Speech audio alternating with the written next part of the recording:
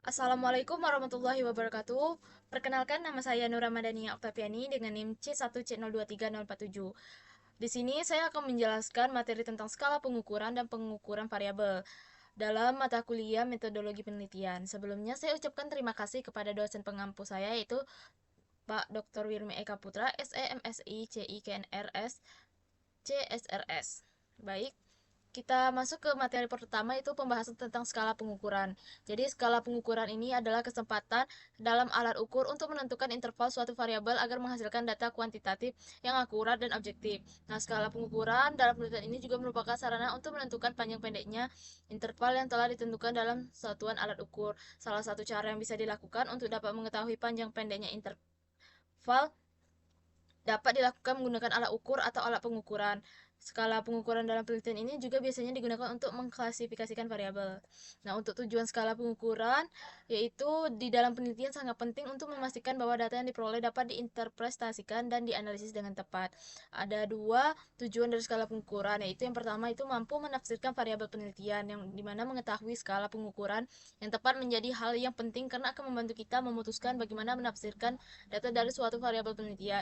Yang kedua itu mampu untuk memutuskan uji statistik, di mana mengetahui tingkat pengukuran juga akan membantu untuk memutuskan analisis statistik apa yang sesuai dengan nilai yang ditetapkan. Nah, di sini ada beberapa jenis skala pengukuran. Yang pertama itu berdasarkan pengukuran data yang terbagi lagi menjadi empat. Yang pertama itu skala nominal, di mana angka yang diberikan pada objek atau variabel pengukuran hanya memiliki arti sebagai label saja, yaitu asal bisa dibedakan.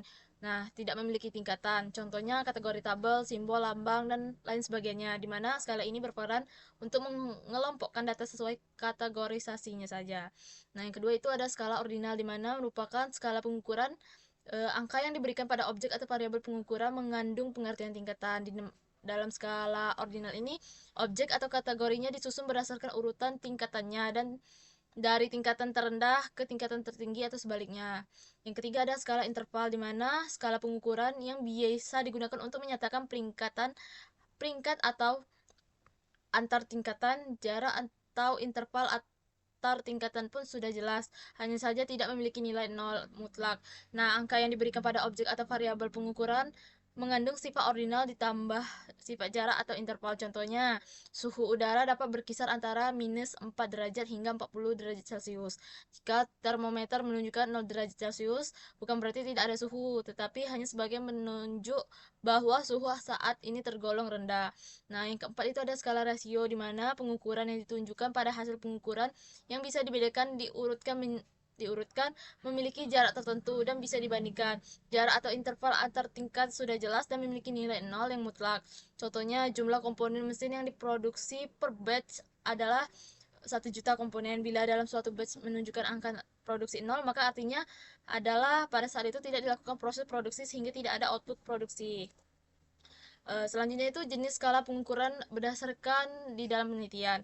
Nah, terbagi menjadi empat. Yang pertama itu ada skala Likert, yaitu digunakan untuk mengukur sikap, pendapat, dan persepsi seseorang atau sekelompok orang mengenai fenomena sosial. Dengan skala Likert ini, maka variabel yang akan diukur dijabarkan menjadi indikator variabel.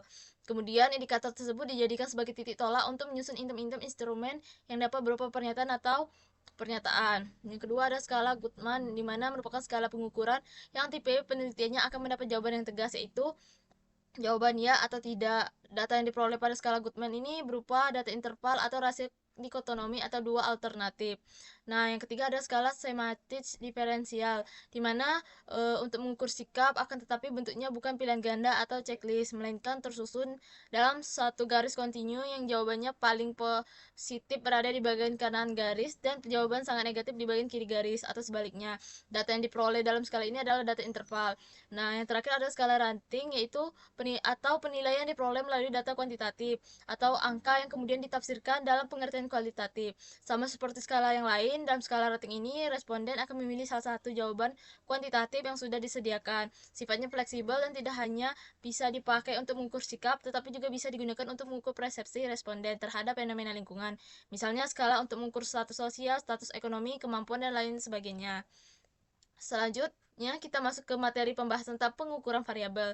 Jadi pengukuran variabel itu adalah proses menentukan jumlah atau intensitas informasi mengenai orang, peristiwa, gagasan, atau objek tertentu serta hubungannya Dengan masalah atau peluang bisnis, pengukuran ini merupakan suatu proses kuantifikasi dalam bentuk upaya mencantumkan bilangan pada suatu sistem materi yang bukan bilangan untuk menyatakan karakter yang dipunyai oleh materi tersebut berdasarkan peraturan sesuai dengan karakter materi tersebut.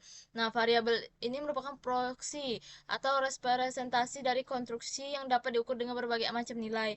Variabel ini merupakan mediator antara konstruksi yang abstrak dengan fenomena yang nyata. Variabel memberikan gambar yang lebih nyata mengenai fenomena-fenomena yang digeneralisasikan dalam konstruksi. Nah, untuk tujuannya yaitu suatu variabel adalah untuk menerjemahkan karakteristik variabel ke dalam bentuk yang dapat dianalisis oleh peneliti. Dengan demikian, pengukuran selalu menggunakan prosedur yang dapat merefleksikan fakta-fakta atau realitas yang ada ke dalam model analisis yang akan digunakan oleh peneliti.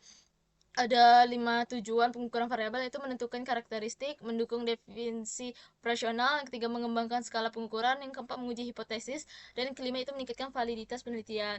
Nah, selanjutnya ada jenis-jenis variabel penelitian. Yang pertama berdasarkan hubungan antar variabel, di mana bebas merupakan jenis variabel yang menjadi penyebab adanya perubahan pada variabel yang lain. Contohnya dari variabel bebas adalah tegangan seperti pada contoh sebelumnya. Yang kedua yaitu terikat, merupakan jenis variabel yang dipengaruhi oleh adanya perubahan variabel bebas seperti pada contoh kasus sebelumnya. Variabel terikat adalah kecerahan lampu. Dan yang ketiga itu kontrol, merupakan jenis variabel yang dapat dikendalikan atau dikontrol oleh peneliti. Seperti pada contoh sebelumnya, variabel kontrol ini adalah tegangan karena tegangannya dapat diatur sesuai hati.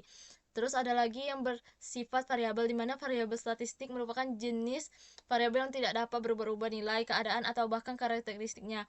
Pada contoh kasus di atas, variabel statistik adalah beban atau hambatan lampu itu sendiri. Terus ada lagi contoh variabel dinamis, merupakan kebalikan variabel statistik, di mana nilai, keadaan, atau karakteristiknya dapat berubah-ubah. Untuk contohnya yaitu pada kasus sebelumnya, kita dapat menggolongkan arus dan kecerahan lampu sebagai variabel dinamis. Kemudian ada berdasarkan urgensi faktual, di mana variabel konseptual merupakan variabel yang tidak terlihat secara jelas atau sesuai fakta. Contohnya adalah motivasi, minat, bakat, dan kinerja. Selanjutnya yaitu ada variabel faktual yang merupakan variabel dapat terlihat nyata secara jelas. Contohnya adalah tegangan, arus, gen, usia, dan lain sebagainya. Kemudian berdasarkan skala pengukuran, selain 3 faktor sebelumnya, skala pengukuran ini juga menjadi dasar penggolongan jenis variabel. Menurut tipe skala pengukurannya, variabel ini dibedakan menjadi 4, yaitu ada nominal, ordinal, interval, dan rasio. Nah, selanjutnya ada berdasarkan penampilan waktu pengukuran, di mana variabel maksimalis adalah variabel yang dalam proses pengumpulan data terdapat dorongan kepada responden. Contohnya adalah kreativitas, bakat, dan presentasi.